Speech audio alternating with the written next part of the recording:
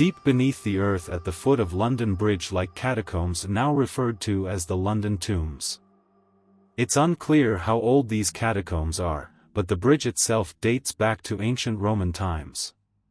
And a brief look into London's tragic history may provide an answer. In the city's history there have been several deadly epidemics. Mass graves known as plague pits were made across the city to accommodate the magnitude of the deaths, during which hundreds of bodies were quickly buried without coffins or ceremonies. One of the worst plagues in human history, referred to as the Black Death, occurred in Europe between 1347 and 1351 and killed an estimated 1.5 million Britons. A staggering number when you consider that was about a third of Britain's population at the time. In 1665 another outbreak of the bubonic plague devastated the city, now known as the Great Plague of London. The disease ultimately claimed as many as 100,000 lives, roughly a fifth of London's population. Between these two outbreaks there's no telling how many plague pits are littered throughout the city. It's actually a popular urban myth that the famous London Underground subway system was designed in its meandering route so as to avoid the plague pits.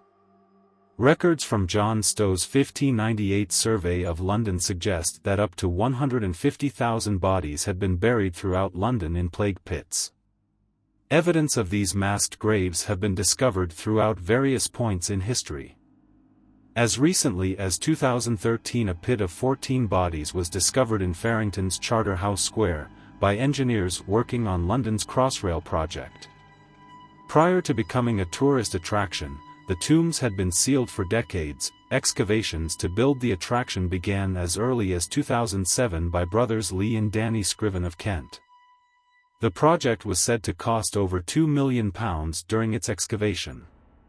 They claimed hundreds of bodies were uncovered from the plague pit. Where the tomb is located, according to BBC reports, skeletons were found in a sealed vault in the basement. The builders refused to work on site alone. Hall of Bones was found under concrete, which was said to have intensified the spooky activities. Police pathologists reportedly dated the bones to the mid-17th century, which led to their leading theory that their remains had indeed been plagued victims. With this gruesome revelation, it's no wonder the construction workers experienced strange activity after disturbing the bodies of the site.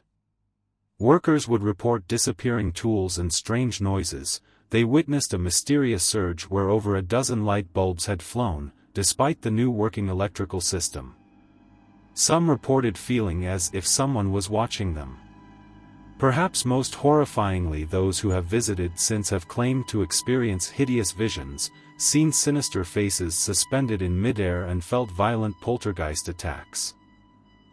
In addition to plagues, some of England's more violent history actually took place roughly above the tombs.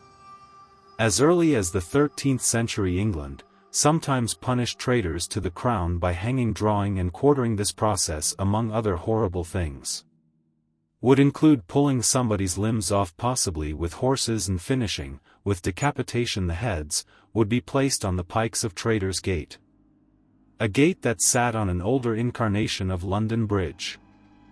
Some famous heads that once sat on these pikes included the head of Catholic conspirator Guy Fawkes, Oliver Cromwell, and Scottish freedom fighter and Braveheart himself William Wallace. That being said, one detail I withheld regarding the remains found in the tombs was that some of the skulls found had holes in them, suggesting that some of the grotesque mounted heads that were once prominently displayed for the London public found a home down here in the London tombs. In fact, a medium that visited the tombs, aside from claiming to sense hundreds of tortured souls, also sensed the aforementioned Guy Fawkes.